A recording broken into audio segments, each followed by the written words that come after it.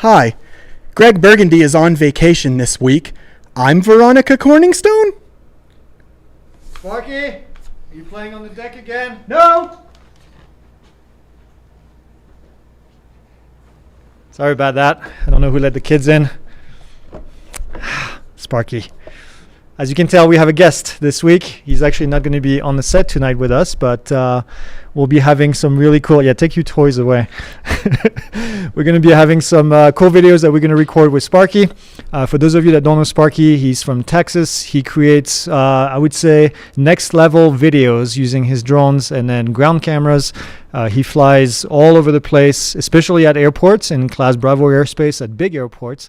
And so we'll have him on for tomorrow to record a bunch of videos on how he works and how he does his thing. So that's why he's here. All right.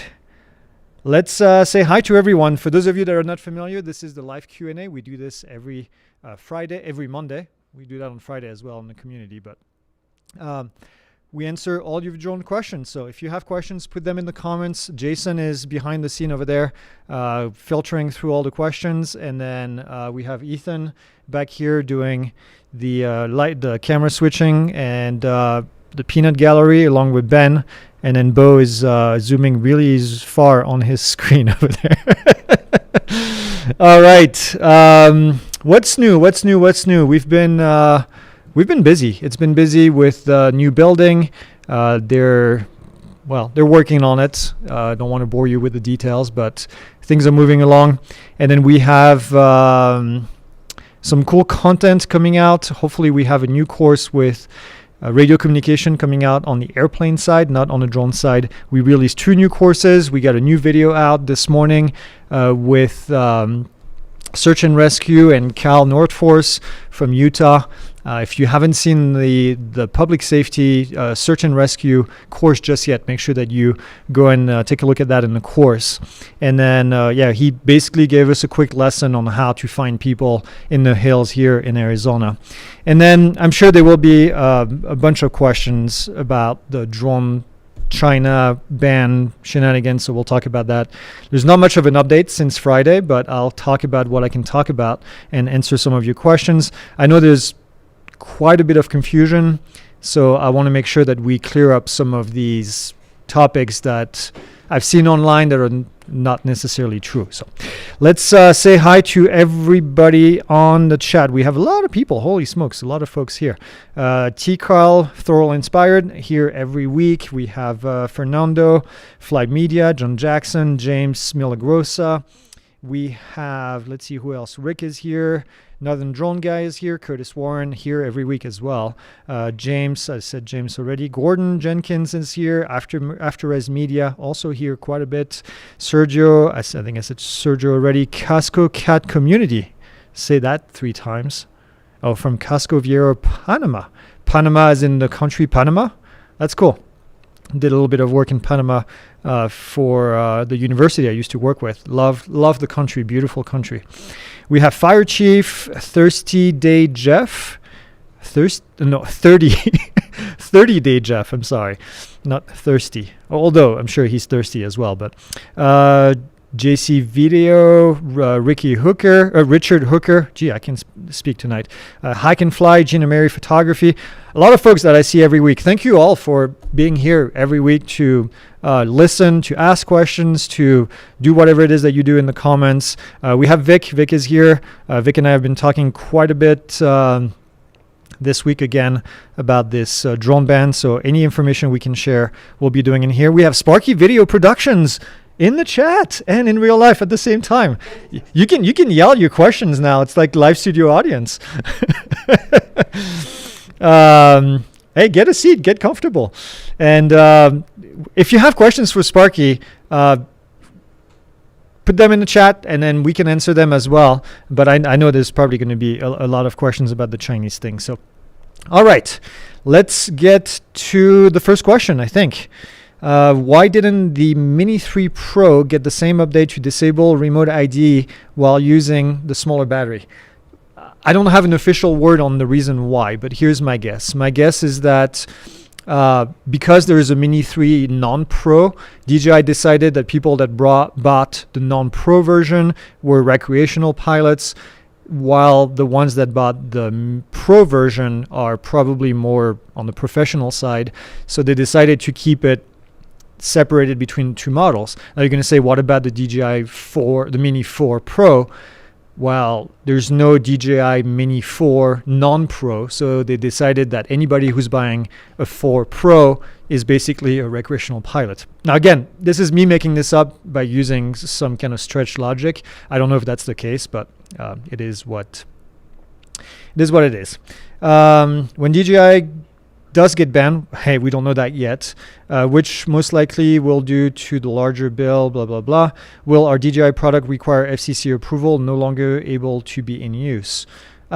So let's talk about this. First off, there's no ban at the moment. So I know it's a hot topic, and it should be, and we should be paying attention to it, but it hasn't happened yet. The latest is that one of the bill passed on the House, but there's still a lot of work that needs to be done before something proposed in the House gets pushed through everything else. So there's still plenty of time. We're not there yet, okay? So I don't want everybody freaking out, even though that's not the term, but about this just yet, okay? If the current proposal were to go through, that's a big if, the ban would be for new models from DJI. Basically, the FCC would be charged to say no to any FCC submissions from DJI for new models. Your old model would still be safe, as far as we can tell from the way the bill is written. Okay, so you'd be okay. You wouldn't it wouldn't break your drones. Again, as the way the proposal is written right now, and if, which is a big if it passes, okay? As far as the one on the Senate side of things, it's still not anywhere near being done. We don't know if it even made it, if the language even made it on the Senate version of the bill. So we still have to wait. This was done behind closed door. We don't have information yet on whether or not it made it. Now, the one thing that I will say is that Stefanik, your favorite representative from New York, has not boasted about the fact that this thing made it into the Senate committee, and so I think that might be good news. So we'll see. I don't want to celebrate too early, but yes. Next, Rick Hones says, Rick is also here quite a bit. If you are having a party at your house, are you allowed to fly over the people attending if flying recreationally, or over people at a party you were hired to video under Part 107? If you're indoors, there's no FAA regulation. Let's put it this way. Now, keep in mind, if you fly over people, some stuff happens and it hits the fan, then your insurance might say no to covering any liability that you created. But as far as the regulation is concerned, the FAA doesn't cover anything indoors. Can a student fly an 800-gram drone to learn how to fly it with a Part 107 teacher near them? Yeah, absolutely. As a Part 107 remote pilot in command, you have the ability to be supervising somebody else who's flying, as long as you're co-located next to them and you have the ability to take over the flight controls, or if you're using a system like a buddy box where you can take over the controls of the aircraft in flight. So yeah, you can absolutely do that. You recently said that the DJI Mini 4 is available with propeller guards. Where can I find those prop guards? I'm 99% sure they're on the DJI website. And Vic would have more information about this because I'm pretty sure Vic has a set of them. So, Vic, please answer in the comments. 30-Day Jeff says, is drone mapping a feasible way to make money in the drone business, or is there a better barrier of entry other than real estate? I mean, drone mapping is definitely a way to make money with your drone. With that being said, you need to have a set of skills that requires a bit more studying and a bit more training than real estate, for example. And I'm not downplaying real estate by any means. Drone mapping is going to require drones that are going to be a bit more expensive. If you want to go to the next level, you probably need to get RTK, which is expensive, although not required. It requires a bit more investment. So the barrier to entry is a bit higher on the mapping side, but what it does is it creates typically higher paying jobs than you would find in the real estate market. Vic says the prop guards are on the DJI website.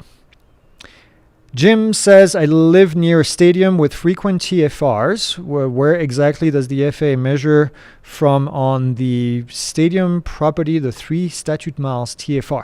I have no idea, quite frankly, but my guess would be from the center of the stadium. But I mean, a stadium isn't that big per se, so I would say 3 miles plus a little bit of buffer should be a good way to do it, so you don't get caught inside a TFR. But my guess would be from the center of the stadium. Formerly Film Photography was here last week as well. Good to see you all again. It's been days. Anything on the Air 4? The last we saw on the Air 4, we reported on that last week. Just some blurry pictures. That still amazes me. It's like UFOs. Every time there's a UFO picture, it's something blurry. We have 40 megapixel cameras, but all we can do is take blurry pictures of stuff that is questionable. And Bigfoot, yeah, of course, and Loch Ness Monster and all that. So no, that's really all the latest and greatest. I think at this stage, I think we saw there was a sale, right, on the Air 3. Yeah, I think there was a 20% sale or something sale on the Air 3, which is 20%, yeah. So typically that's a sign that there's a new drone on the horizon. So I'm going to go with that.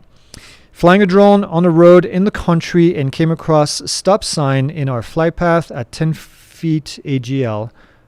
Are we required to stop? Does he have to abide to... No, you don't. No, you don't have to abide. Sorry, it took me by surprise. No, you don't have to stop at road signs. Interesting. I never thought about it, but I mean, it's not a dumb question. It's just I never thought about it. Would contacting senators from states other than my own, Texas, help with the drone ban discussion? Typically, senators will want to see that you live in the state that they represent. Otherwise, you don't vote for them, so they don't really care about your opinion. They don't care about your opinion in general, but especially if you're not from the state. So I would say probably not the best use of your time. For a university-owned football stadium, can they grant UAS flight permission for a university promo flying inside a stadium over midfield, over field sideline, not over people? So keep in mind, university-owned stadiums more than likely do not fall under the restriction of the TFR that we talked about before. So other than FAA rules, aka flying over people, visual line of sight and all that, and then taking off and landing from their property, there's more than likely no restriction to flying over one of those stadiums. Now, I don't know if you want to do it during a game, which obviously you'd have to have a plan to do it safely, but if you want to fly from inside the stadium, you would definitely need to get their permission because they own the land for you to take off and land. But as far as the FAA is concerned, it would not be a restriction. I hope that answers the question. Vic says, your team tried to pay Kyle some money to leave you on the mountain, but he's a good guy and decided to rescue you. Yeah, I think Vic is talking about the video that we posted last week about me getting rescued from the top of a mountain. And yeah, I guess the guy didn't pay enough. I don't know how much you paid him, but you didn't pay enough for him to get rid of me. So Michael says, congrats on 100,000 subs. Thank you for that. And thank you to all of you that subscribed. We got so close that night. Was it last week on Monday? Yeah, it was on Monday, right? And then we were afraid it was going to happen overnight, and it did. So Bo was very disappointed. He had the screen up all day. Except you. You were afraid it was going to happen during the live and have to shave your head. Well, that's true. Yeah, I was pretty worried I was going to have to shave my head during the live event. Wait, was that? I unsubscribed and resubscribed. Oh, you unsubscribe? Yeah. If you unsubscribe and resubscribe, it counts as 2. No, it does not. It's Stefanik math. Sorry. I had to put that out there. How can I get into drone delivery? Does that require Part 135 certification? If so, do you provide this training? So here's the kicker for drone delivery. Drone delivery within line of sight can be done under Part 107 rules. Drone delivery beyond visual line of sight requires Part 135 certification. We do not provide training for that because it's based on your specific operation, so it's very custom. And at the moment, think about the number of companies that have that approval, and they're pretty big companies. So it's going to be costly because you're going to have to deal with the FAA and do a lot of paperwork. Not something for the faint of heart. I'm not saying that it's impossible, but it's going to take a lot of convincing to the FAA to be able to do this. Most of the drone delivery operations that we see today are still extremely limited and still flying with visual observers following the drones in a very small area that's restricted by the FAA. So there's still a lot to be done in this case. Next, practicing photography says, do you think FCC would proactively drag their feet on future approval to help those wanting to pass the bill? I don't know. It's hard to tell. Obviously, the FCC is federal agencies with people at the head that are political figures, and so it depends on how they want to work the party line and work with politics. So I'm sure they can drag their feet if they wanted to, but yeah. Leonardo Duran says, when offering a free trial for mapping and construction company in New York City, how can we do about the 150 for the New York PD? How about the insurance? Should I put these operational costs to clients? If you're offering a free trial, there might be a cost associated with it, which it's up to you to decide whether or not the cost associated with doing this is going to be paid off eventually by getting the contract. Actually, that's a good question for you, Sparky. Do you ever do free work in the hope that you'll get paid content, or are you past that now? The only time I do anything for free is if it's for like a charitable. Do we need a mic on here? Do we need a mic on him? Go behind the peanut gallery counter over there. Yes, the peanut gallery. Okay, hold on. We're putting him. We're micing him. So this was actually a hot little topic in a video group. A lot of people were saying never do free work. I'm a big believer in never do free work, but I will do free work for like charities or nonprofits when I see fit. Yep. So, yeah. Very rarely, so you will get contacted. People will say, hey, if you do the first video for free, I have 4 more that I want to do. Never take that deal because they're going to go to somebody else and use the same pitch. Yep. I always say, well, hey, pay for the 4 videos up front, 5th one's free. There you go. That's a good way to, and you get the same value. I like that. Thank you, Sparky. Leonardo, I would say, even if you wanted to provide this for free, just have a small fee so that they have a buy-in. You know, if it's $150 for New York PD and the insurance, just tell them. You know, it's kind of like those books, although that's a bad example because I think that's very scammy, but where you say, well, you pay for shipping and handling and we'll send you the book for free. So it's kind of like that, but spin it so it doesn't sound scammy. Did remote ID ever get enforced or just for bigger drone? I haven't flown my Mavic Mini in a while. Not sure if it'll be flown anymore with this information on the bill, flying recreationally. I mean, the FAA enforcement, first off, FAA enforcement is difficult to get data on. Second, I think the FAA has better things to do. The time that remote ID is going to be enforced is when you fly like an idiot and you get caught and the FAA needs to find things to fine you. I hate to say it sounds malicious, but that's really what it is. So, yep, that's all I'm going to say about that. How do I add view new courses to my Pilot Institute account? I'm on my MacBook. I click the section that says courses, but it only shows my current courses. All your courses should be showing in there, Haptic Fire. So it's possible that you maybe created 2 different accounts. It happens sometimes. So reach out to our customer service, contact@pilotinstitute.com. Give them your email address that is on your account, and then they'll take a look at it and see what's missing. But they should all be showing in one place right here on your account. Micro Auto E says, can a non-107 pilot fly a drone that they bought for selling photos, videos, if a Part 107 pilot is next to them? Yes, you can absolutely do that. Yep. What would be the best thing for me to do here in my home state, Washington, to help prevent the DJI drone ban? Basically, talk to your senator.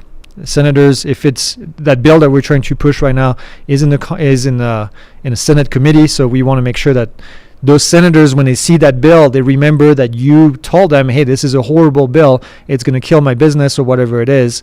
Don't support it.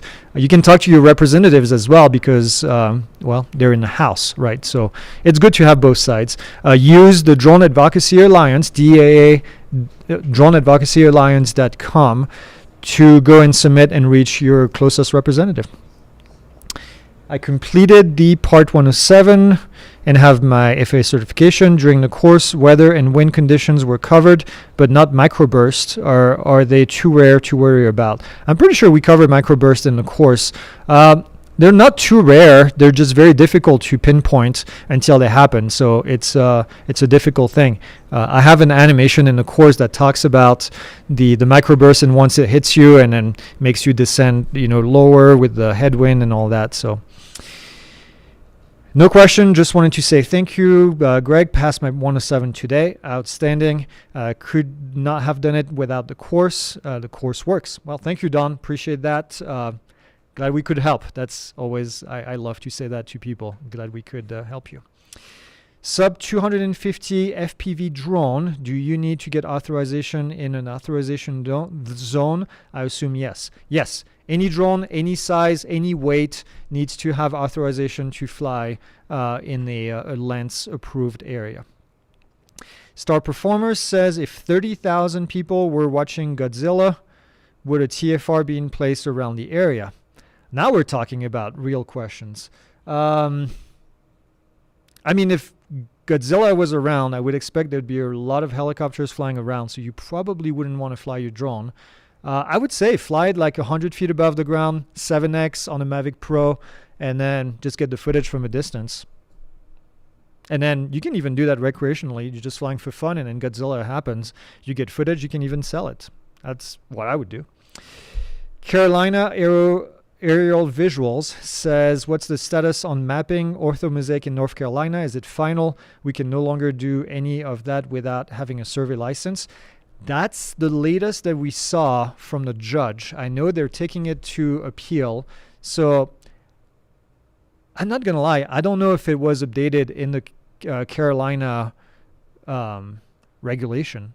So you'd have to look at that and see what the latest status of that regulation is. Sorry, that's kind of yeah. What if Godzilla is swatting the helicopters out of the sky? Can drones be more effective? Well, effective at what? At filming for sure, but as far as taking care of Godzilla, there's not much you can do. We've seen that in many movies. Formerly film photography says enroll in a drone business course along with part 107. I have my part 107. Should I just not start until when I'm getting closer to my renewal for my certificate? No, I would say just start ASAP. The recertification is super easy now. You just go on the FAA website and then you just take the course and do the exam at the end. Pretty easy. Irritating Godzilla? Probably, yeah. That would definitely be pretty good at irritating Godzilla. I like those Godzilla question. That's a nice change from the hamster. Driver Sensei. Hi, Sensei. Every time I hear Sensei now, I can think of the Office and Dwight. Hello, Greg. I would like to know where I can find information that would help me develop contracts and license footage for sale. I've been selling raw footage for their use, but I need more wisdom. I mean, that's a tough one. You're going to have to find clients that... Are you talking about stock footage, maybe? Am I understanding that correctly? I've been selling raw footage for their use, but I need more wisdom. I mean, I'm going to tell you what I tell everybody else. It's you got to go knocking on doors to find those customers. You especially when you first get started, you really have to go out there and get your name out. Sparky, how did you get started with getting your first customer? Did you knock on doors? Did you do that for a while before you had like a list of people that you work with? He's going back over there. A little bit, yes. I would basically, networking is the biggest thing. The more people you know in the industry you work in, the better off you're going to be. I really didn't do much cold calling or cold emailing, basically because I'm just too lazy. But, if you network and if you produce a good product, the rest is just going to fall into place. Yep.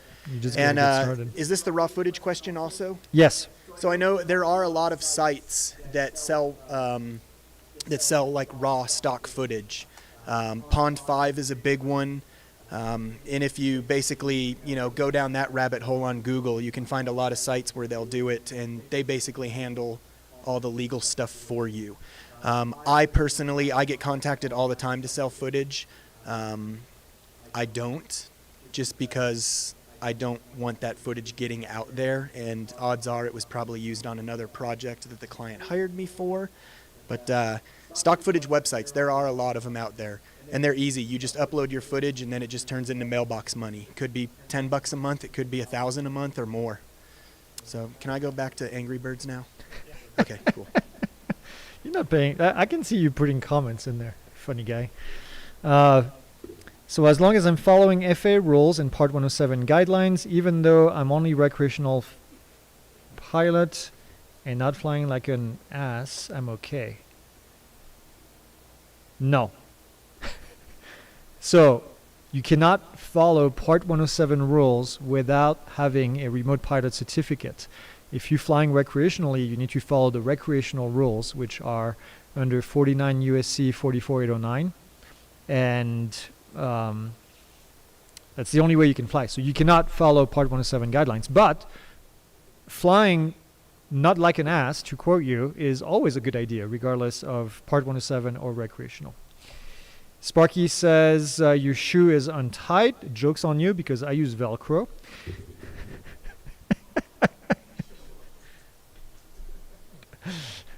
It's not true. I'm not old enough.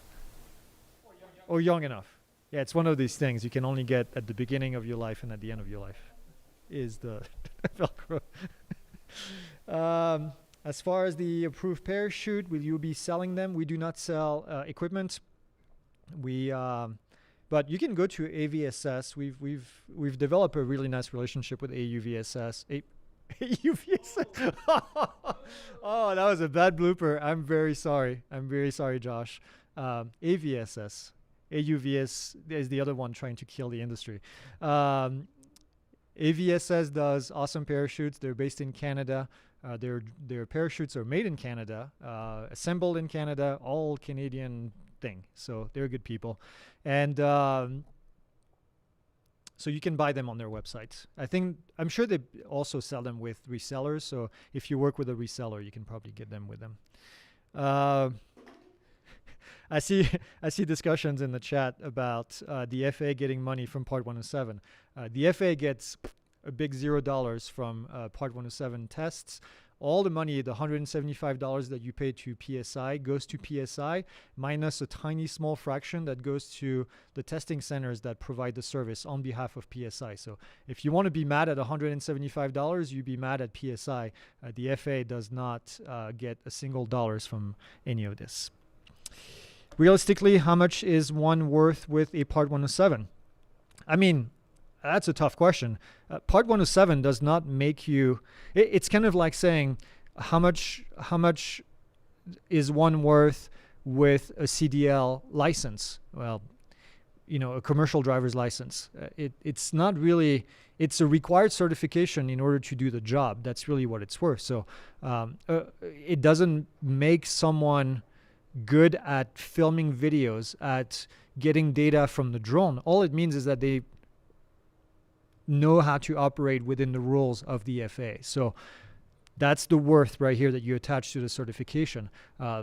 Skills on top of it need to be added in order to be worthy, or to have worth in the industry. I hope this makes sense. I hope I explained it correctly.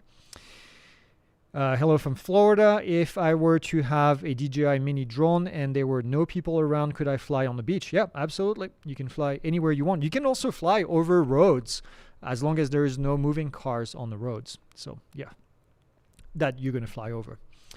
What about just flying for fun recreationally and I have my remote ID and trust certificate? Yep, that's the way to do it. Fly recreationally, follow the recreational rules. You have your trust, you have your airspace approval, and then whatever the 7 other rules that are very basic, as long as you follow those, you're good to go.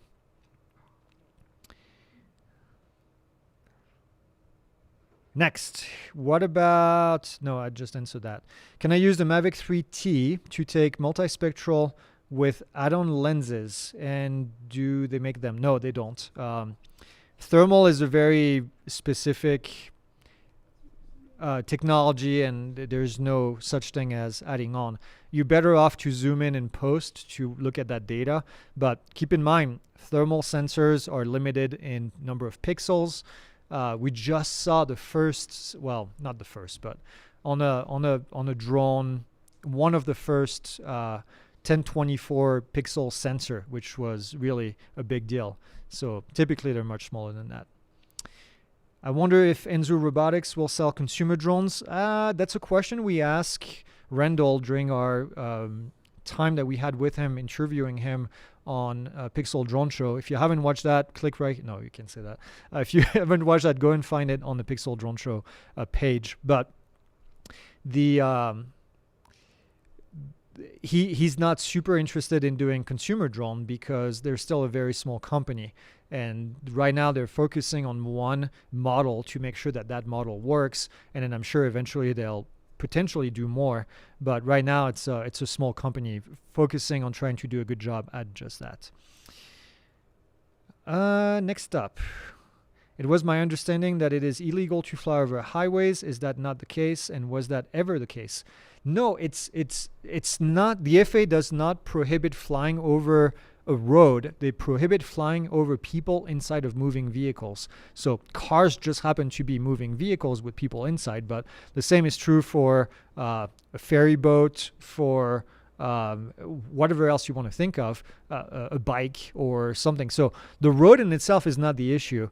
The people inside of the moving vehicle is the issue. So the FAA basically, and if you want to try to remember the reasoning behind this, is because drones are somewhat unreliable, and I know some people disagree with that. I know most drones are pretty reliable, but if you have a failure of a battery or a motor, which they do happen, then the drone comes down. If it's flying over a highway and there's a car on the highway and you basically land on the car, you can create an accident. So that's what the FAA is trying to avoid. That's the reasoning behind having these rules. Can I get another copy of my trust that I took with Pilot Institute? Unfortunately, no, and I'll tell you why. The FAA does not allow us to keep personally identifiable information, aka your name and your email. So what happens, and I know people question that, but I can tell you we've issued more trust certificate than anybody in the country. We've issued actually more certificate than like the third, fourth, and fifth trust provider in the country combined. The trust, the FA wants us, as soon as we issue the certificate, to delete the account. At the moment that you click finish, we give you that certificate and then you download it, you close the window, and that data is gone. All that we keep on our side is the certificate number that we submit to the FAA every month at the end of the month. And when we submit that number, you basically tell the FAA that this certificate was issued and it belongs to someone. The FAA doesn't know who it belongs to. We don't know who it belongs to. So if you email us and say, hey, I lost my trust certificate, can you look it up and issue a new one? We can't. All we can do is look up a number and we don't know who it's assigned to. So you have to do the trust again. It is what it is. So, and again, I said, I know people say, well, that's not true. You keep all the data. We don't. We don't. And if you get an email from someone that's providing you trust and you get an email from them after you've done the trust certificate, they're breaking the FAA rules because we're not allowed to collect that data and we're not allowed to utilize that data to send you ads for our courses or things like that. So we don't know. When you take the trust, we don't know who you are unless you post it on social media and tag us. That's the only way that we know. But otherwise, we don't know who you are. So one school got in trouble for doing shady stuff with trust and they lost their certification. And yeah. I am thinking of updating to iPhone 15 Pro to have matching quality camera as my Mavic 3 Pro. Would a 5 gig internet service be helpful for exploring what I can do with pictures and videos? I'm not sure I understand the question. The internet service really has not a whole lot to do with the image quality of your device, unless you're trying to upload that footage after you record it. But personally, if I were to use a cell phone like an iPhone 15, I would get all the footage, get to the computer, upload it that way, and then you really don't need an internet connection. Same for a drone, quite frankly. You don't really need an internet connection to fly a drone, despite what the folks at AUVSI are trying to tell you, that you need to connect your drone to the internet to fly it because they have no idea what they're talking about, especially Mr. Robbins, who's mentioned that several times, the CEO of AUVSI, telling us that we need to have the internet connected to our phone, to our drone, in order to fly it, which is completely incorrect. But they wouldn't know that because they don't fly drones. I'm a private pilot. How much of the Part 107 course, I'm guessing, is the same as Part 61? As a private pilot, if you're someone who's been pretty active with flying your aircraft, it's not much different. So if you are current with the flight review, you can get the Part 107 certification by doing an exam on the FAA website. It's free. You can do it online if you are current with your Part 61, meaning that you've done a flight review within the last 24 calendar months, or you get a new certificate within the 24 calendar months. So if that's not the case, then you will have to take the test at a testing center. It's an easy test. Actually, I have to tell a story because this happened last week. We had an airline pilot that came on here, and I'm sorry I don't remember his name. So if you're watching, I'm sorry that I don't remember your name, but I come across a lot of people. But he asked a question during the live, and he said, "What would you do? Do I need to take a course or whatever?" And I said, well, you don't need to take the course. You probably have enough knowledge, but make sure that you go and review regulation and airspace, because airspace for drone is a little bit different. So my comment is going to be the same to you, is go and review airspace, make sure you know the regulation. ADM is going to be the same and everything. But to go back to my story, this airline pilot emailed me a couple of days later, and he said, I got 100 on the exam. He said, I used the flashcard from your website. Thank you for not recommending that I buy the course. And I get 100. So congratulations. He got 100 and was able to pass. So I'm not saying you'll get 100, but if you have some experience, it's probably an easy way to get it, is to study the regulation primarily and the airspace. Kim Just Games says, hello. I was just wondering about something. I have purchased a DJI in Norway, interesting, and I want to take it with me to the States even if the States ban DJI. Is it possible or will they confiscate it? Well, first off, you're good on the ban. It's nowhere near passed, if it even passes, so I don't want to freak people out, but there's still a long ways before this becomes anything. So you're good. If you're good. Just come to the US with your drone and then you'll be good to go. In the event that DJI gets banned in the US, which is very unlikely, again, I'm going to repeat it. I don't know how it works because if you buy it in Norway, it's not going to have FCC approval, meaning that you technically cannot use it in the United States. So I would say that would be a no. That would be a no regardless of whether there is a ban or not. So make sure, how does that work? How does that even work? Actually, that's a good question. If you buy a device that doesn't have FCC approval, I don't know if that drone, I guess if it's the same model, they sell them worldwide. So that drone should have FCC approval currently. If you look in the back and the inside, it should say FCC approval. So that would be my guess. I'm sorry, I got a little bit confused, but yeah, whatever. Share some brand and models as an alternative to DJI for mapping, 3D models, construction, progress, type jobs. Okay, get a pen, get ready to write. I'm gonna mention them very quickly. There you go. Did you get it? Yeah, that was the whole list. Sorry, that was very sarcastic, but there is really currently not a whole lot of alternatives to DJI drones for mapping. I'm lying a little bit. I'm sorry. I'm being very sarcastic, but Autel has a pretty good product to do mapping, 3D models. Really, if you want to look at it this way, any drone out there is okay to do mapping. The DJI Mavic 3 Enterprise and the DJI Phantom 4 Pro have been the industry standard for a long time as far as mapping. The Autel Evo platform has a bunch of different payloads, is also a great platform. The Parrot NFE AI, I wouldn't call it a great platform, but I think it's a great drone. I think it definitely holds its weight out there. And as far as stability, quality of flight, quality of image, it's just a little bit on the pricier end. So that would be my recommendation. Other than flying a fixed wing, obviously like a Wingtra where you put a camera in it to do larger distances, larger areas. But yeah, that's it. Sorry, I was being very sarcastic. Here's a hot topic here. I'm interested in getting my 107. I'm leaning towards your course. How is your course better than Drone U? Our course, and not just Drone U, but any of the competition out there, is going to be the most detailed course that you can get. You can go online and ask the question in forums. Nine times out of 10, you will get a recommendation for Pilot Institute for a good reason. We have a lot of happy customers. We've trained now over 100,000 remote pilots. Nobody else has done that number with the pass rate that we have, 99.999 and a bunch of nines behind it, pass rate.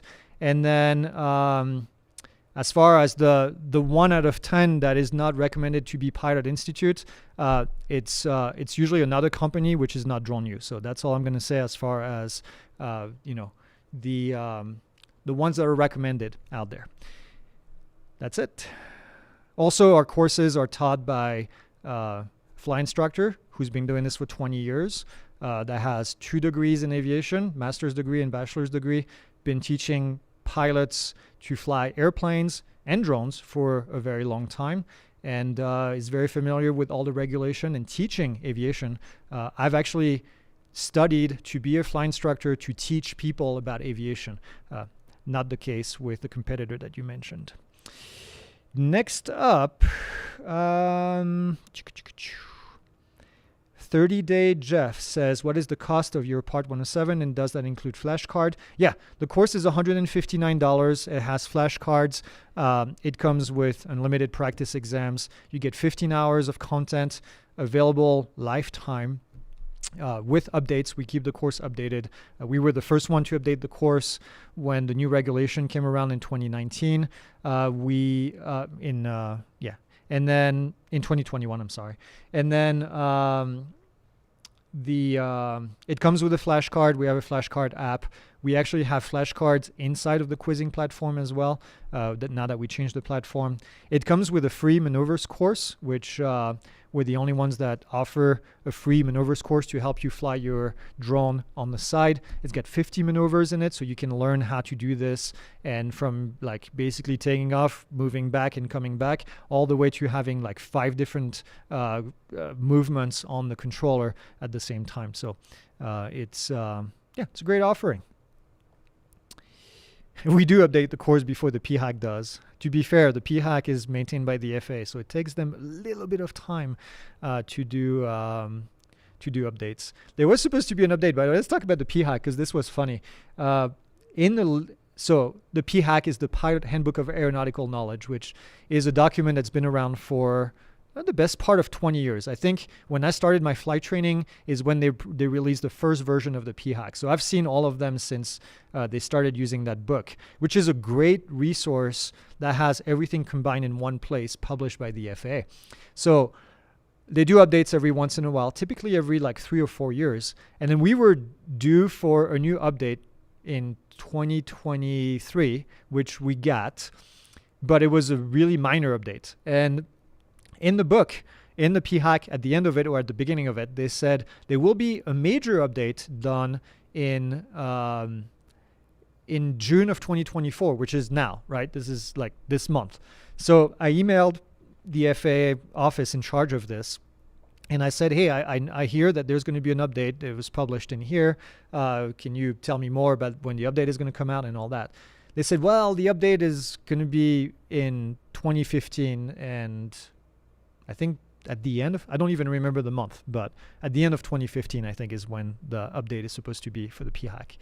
So yeah, hold on to your seats. It's going to be a little while. Alec says, just to be clear, local governments can ban takeoff and operating within their limits. Yes. I take off from my property, then walk across the street to a park.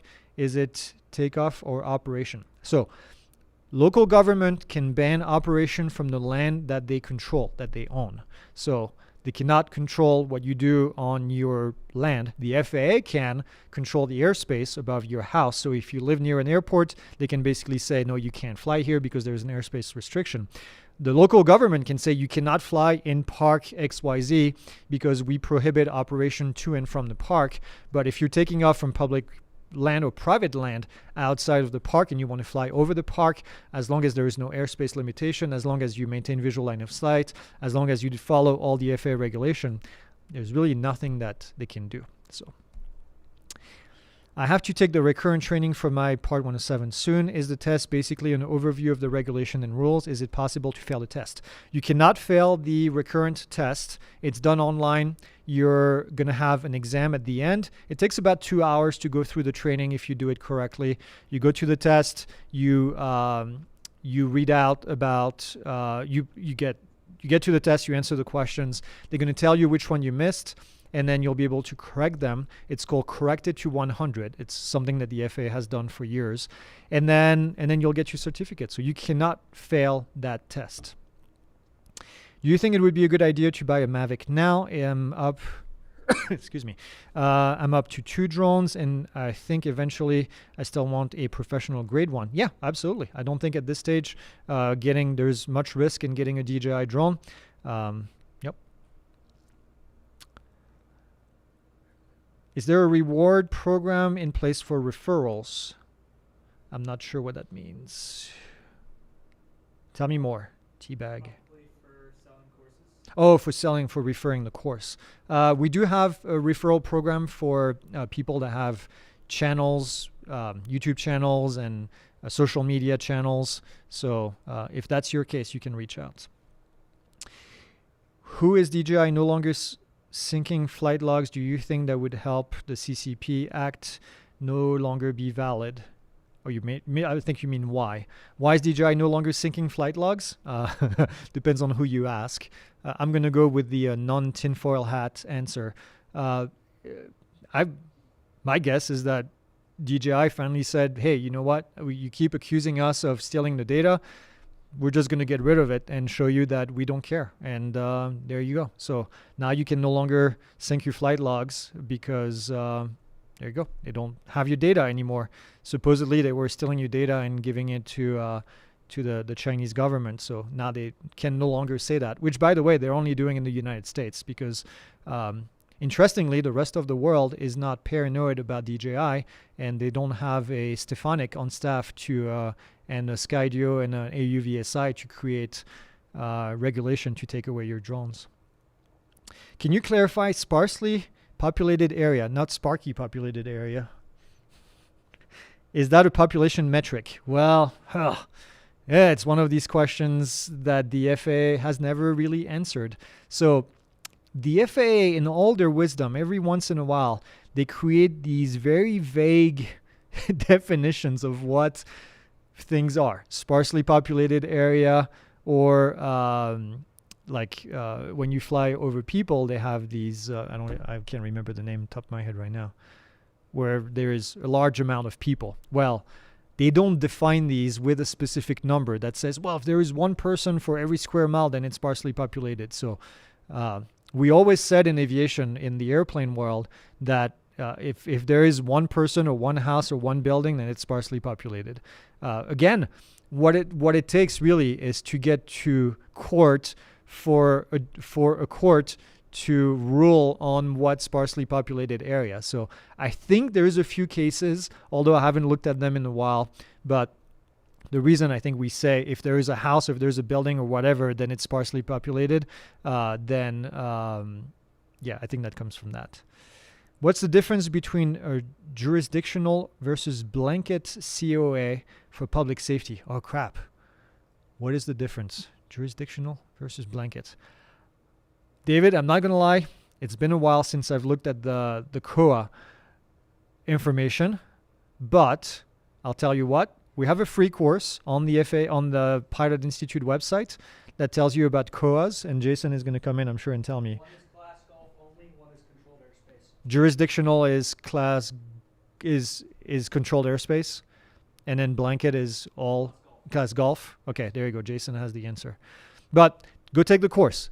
Seriously, it's free. It's available on our website, and it's going to help you with submitting the COA stuff. And we talked about this over there. Yeah, sorry, my brain is just not big enough to remember everything and anything at all times.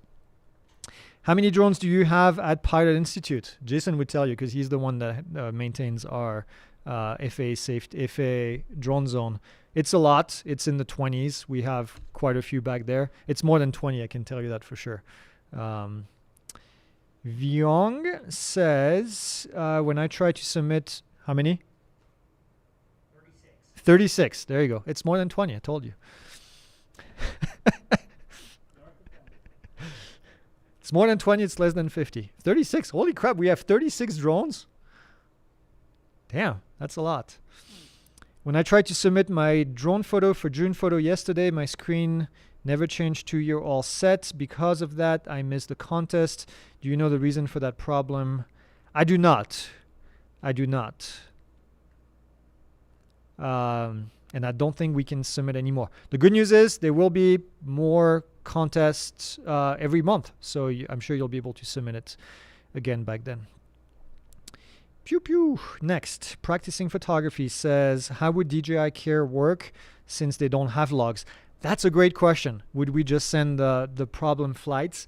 That's a good question because in the past, you would get that data as you fly. We had an issue with one of our drones. It went kaboom on the Granite, and we could not plug it in anymore to get the data. But because it was uploading to our account, I was able to get the data on the controller and then be able to have that information available. I haven't really dug too deep on this new rule with DJI as far as like the hands-on.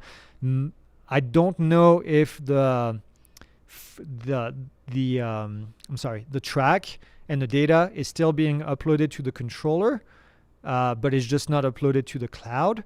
I'm not sure. We would have to test it now that it's gone through and it has happened. Maybe some other people have looked into it, but at this case, right now, That would be my guess. What would you consider the top 3 best drones for all purposes are? Real estate, photography, mapping. I mean, the Mavic 3 series is, in my opinion, the best, some of the best bang for the buck if you want to do multiple things. The Mavic 3 Enterprise, if you want to do the mapping. The Air 3, I still think, is the best bang for the buck at the moment. If we're doing really anything at an entry level / prosumer level, because it's just such a great price and provides such image quality. So I know they were all DJI drones that I mentioned, but yeah, if you want to do these things, they're on top of the game right now. Alex says, is a flight control failure or a loss of signal, or is it where you try to ascend but controls do opposite? Yeah, loss of signal is not included in flight control failure. It would have to be where you do something and the aircraft does not do what you set it to do. Still taking the course, but I did order a drone to play around with at home in the meantime. What kind of restrictions do I have to be aware until I get my Part 107? Fly recreationally in this case. Just fly for fun, follow the recreational rules, and then if you fly indoors, you can just have fun and do whatever you want. There's no real FAA rules indoors. So we're getting close to the end here. Did you guys ever get the Inspire 3? We got an Inspire 3 to try for a while. I heard it's not waterproof at all. Looking at Sparky over there because you just lost an Inspire 3 to humidity. She's back. She's back. She's back. He got a new one, but she's back. But yeah, we did. We have a deep dive on our website for the Inspire 3. Cool machine. Sparky flies it on a regular basis. He can tell you how much he loves it. He can also tell you how much he loves it more than the Inspire 2, apparently, because he had to go back to the Inspire 2 and found a big difference. So if you wonder if it's a big jump from the 2 to the 3, apparently it is. You probably don't realize it until you have to go back, right? Yeah, that's how it is. That's how it is when I drive my wife's car compared to my car. I'm like, oh man, such a difference. How do I join the contest? It's too late now to join the contest, but you have to be a member of the community, Pilot Institute, community.pilotinstitute.com, and then the contest rules are over there, and then you can submit your photo. Do you have the Specta Air drone? Do the Air 3 batteries work in it? They do not. We do have it. If you had a replicator machine, you put the drone on one side, you push the button, you get the Specta on the other side. It's pretty much exactly the same drone with the same image quality, the same flight characteristics, the same startup. The amount of time it takes for things to do inside of the software is exactly the same, except it doesn't say DJI on it. That's really the only difference. But the batteries are not compatible and not cross over. So if you put a DJI battery in a Specta, it basically tells you, can't do that, and then vice versa. How would you calculate time-lapse footage of a construction over the period of 1 year? I want to see, how much you would charge. It depends, man. Charging is so dependent on where you live, on the customer, on the amount of time that you're going to spend on it, on the kind of drone that you're going to be using, on the competition, on so many things. I can't give you a number. This is just too precise. So you have to see if this is. The bottom line is, are you going to be able to pay the bills by pricing the way that you price for your clients? Are you going to be able to make money to buy new equipment, to pay yourself, and to pay for your bills? That's how you do business, right? You have to make sure that you have enough money left to survive at the end of it. That's how you know if you're lowballing. Also, if the customer says, oh yeah, no problem, let's go ahead and do it and do this for the next 5 years, then you probably are giving them a really good deal. If they say, well, can you go a little bit lower? Then you know you're at the edge, right? Is that how you do it, Sparky? If you get pushback from a customer, do you think you're charging too much? That's another tough one. Because Yes.